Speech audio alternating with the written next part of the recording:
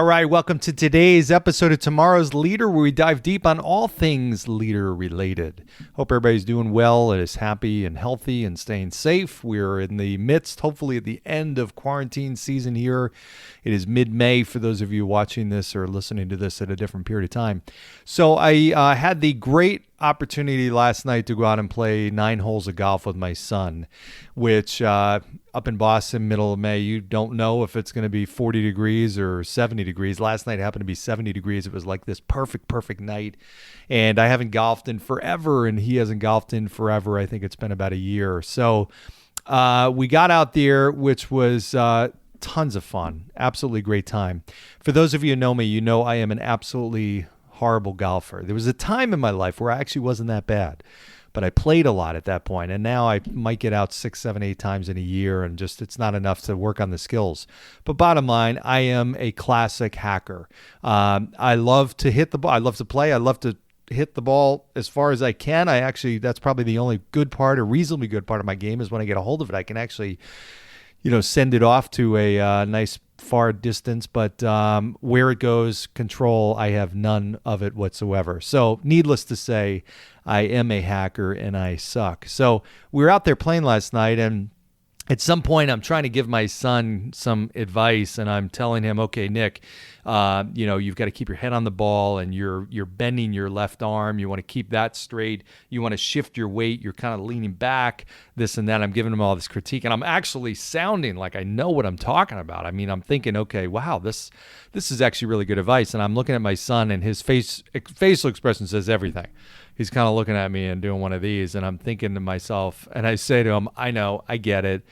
I should be taking this advice, and if this really works, why am I not using it, and why is my game not better?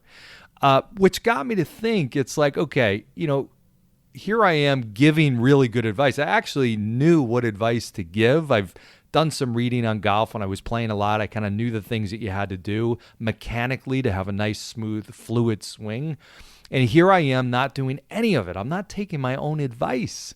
And I'm thinking to myself, which then got me thinking, why do we not take the advice that we give to other people? We oftentimes know exactly what advice to give someone. And I'm talking about personally, I'm talking about business-wise.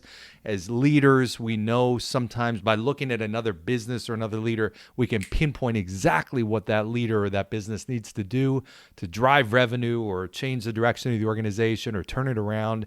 Personally, we know the things to do, but we ultimately sometimes struggle with taking our own advice. Why is that?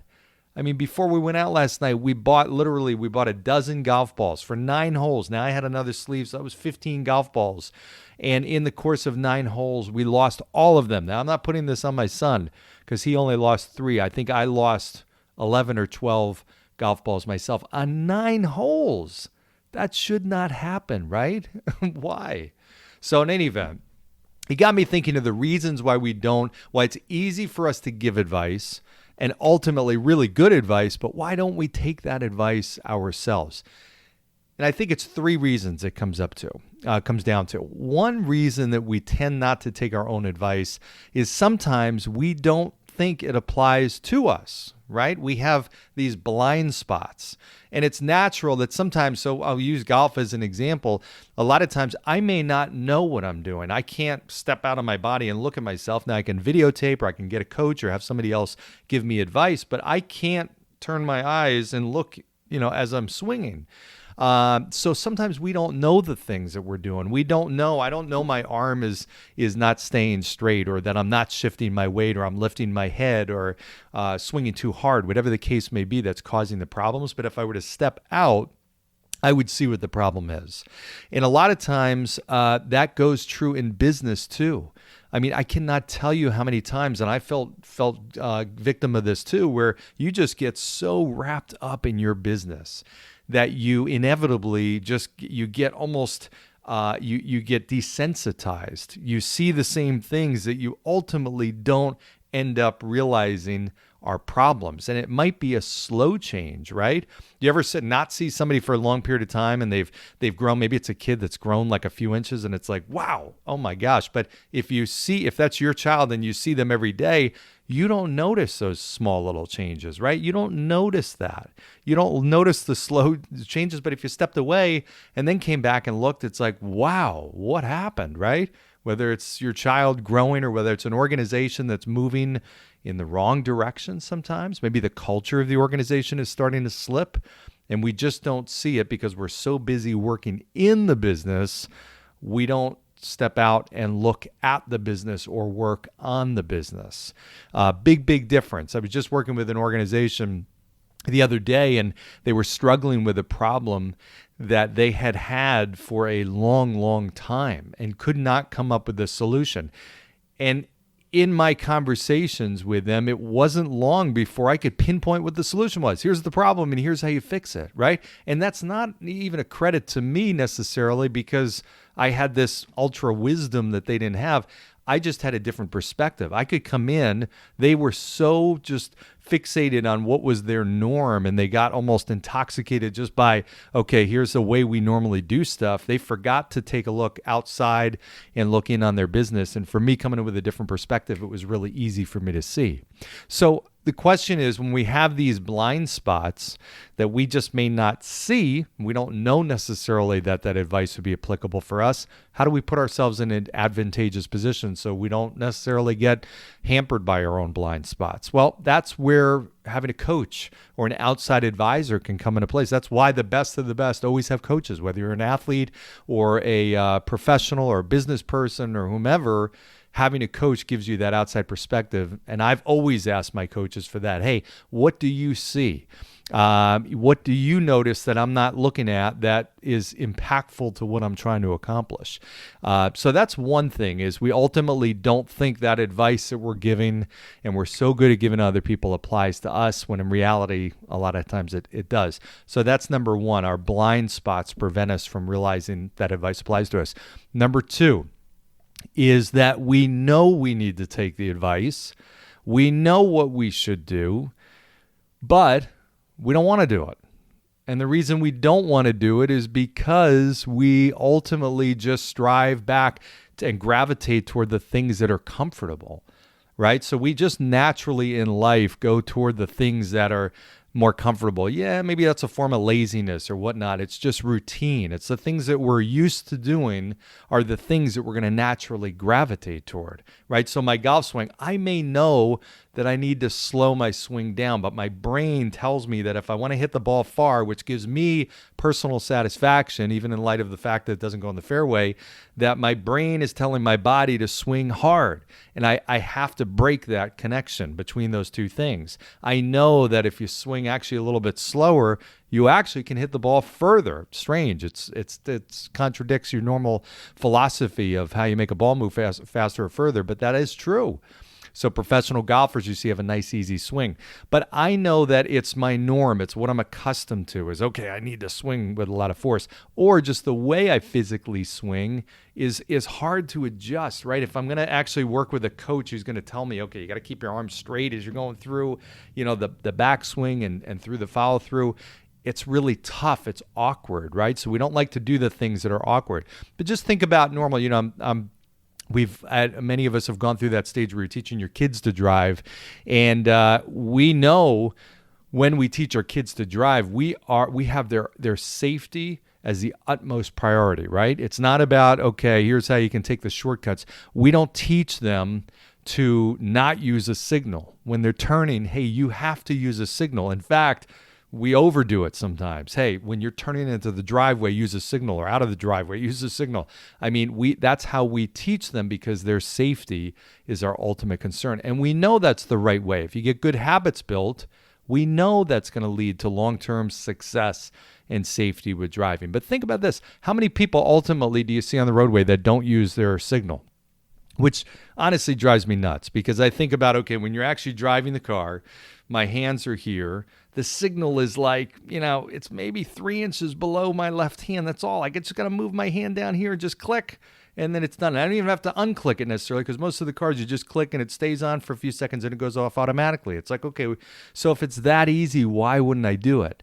But again, we gravitate. We know we should, but we gravitate toward the things that are easiest, more comfortable, and less taxing on us, even if it's that much more comfortable to not do it.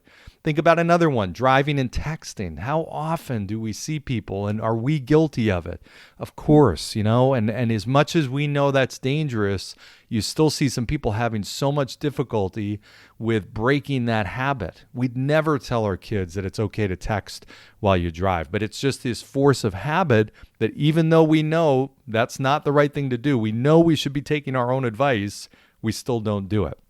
And that's the number 2 reason, is that even though we know that's the right advice, it's more comfortable to stay with our current situation, our current routines, our current habits, and we tend to go in that direction of most comfort.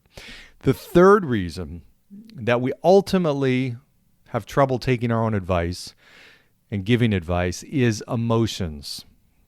So we know, and if you've worked as a consultant, or you've worked as an advisor or coach or whatnot, where you're helping other people develop, it oftentimes becomes really easy to see solutions and recommendations and game plans for other people, because you don't have emotions involved, and you can actually look at something logically, and you can figure out a game plan and steps to help them get to a better place. Okay, and we know this because we can think about just in yourself, whether you're not even in a position of being a consultant or an advisor or coach or anything like that, you're influencing other people in your life. How many people have friends that have gone to them with problems? And sometimes for us, it's really easy to solve those problems, right? We know they're in a bad relationship, yet they keep staying in that relationship. Yet we know, okay, hey, that's not the right relationship for you. You need to break that off. Or you're in a job that's not giving you happiness or fulfillment, right? We can see it in their life that this is making them miserable. It's making them stressed. It's just not the right thing. It's not the right opportunity, not the right culture, not the right advancement opportunity. Yet they have trouble making that decision to make a change. It's easy from the outside to say, here's what you got to do. As a business leader, and I could speak firsthand at how many times when you think through something, a strategic decision, could be making a change in terms of how you're approaching the business. It could be a personnel change. Maybe you're hiring somebody, promoting somebody. Maybe you're demoting somebody, or you're firing somebody. It might be a decision you know that you need to make, but it does not make it easy. And it's easy to sometimes not make that decision because of the pain involved. And it could be the pain of all the steps that are required, so the difficulty of actually making that change. Or it could be the communication of that change and affecting other businesses. It could be the fact of the risk involved in making that change.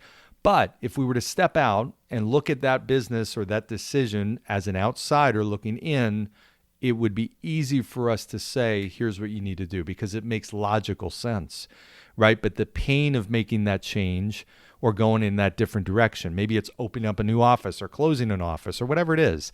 Those are tough decisions, big strategic decisions that oftentimes involve a lot of ripple effect. So the reason oftentimes that we are not good at taking our own advice is what we do have, which is hard to take out, is the emotions, right? We think about, okay, well, I don't like that job or this career that I'm in, but there are some good things to it, right? I've got benefits. I've got a steady paycheck. I've got this or whatever. And we end up convincing ourselves that we change our own minds, right? We convince ourselves that we don't dislike it as much. Yeah, maybe it is giving us a little bit more happiness than we think. Or we know that we're just living a certain lifestyle that's not giving us fulfillment or happiness, or just running a business where we know we need to make that tough decision, but we're hesitant to do it. And in reality, if we were advising somebody else, it'd be this real easy thing. So the only way to handle that is you have to try to take all three of those out of the equation. You have to try to remove your blind spots. And again, that's working with somebody. Get a friend, get a counselor, get a coach, get an advisor, whoever that is, that's going to give you that outside perspective to help you remove from the situation and be able to see truly the full picture. And secondly is be conscious of the tendency to go in that direction of what's most comfortable. That's just the easy, natural thing. And that's not always the right thing, right? So we got to fight that urge, that human instinct to go in the path of least resistance. And then lastly is How do we strip away our emotions and look at this decision in the best way possible? One way to think about that is if you looked at today and you said, okay, let me look 3 months down the road. And let me just think about if I somehow could make the decision and skip over the next 3 months and get to that point that this decision would get me to in 3 months, which is another way of saying I bypass all the emotional turmoil that might go and the difficulty that might go through to getting to that point. But how would I feel 3 months from now? Looking back on that decision, would that have been the right decision? And if it is, oftentimes that's the best answer, right? That's a way to look at it and take the emotions out. That 3 month fast forward, would I be happy with that decision? And would I, if I would I flip a switch to get there right now? And if the case is if the answer is yes, then usually that means my emotions are the thing that are getting in the way of ultimately making that decision. All right. So little thoughts that prompted last night playing golf. Who knows? Hey, out there playing golf and poof, this idea pops in my head. So thought I'd share it with you all. Hope it was helpful. Again, make sure you like, share, subscribe, add comments. I'd love to get your feedback on future topics, guests, all that kind of good stuff. Thanks, everybody. Appreciate you tuning in today. Bye.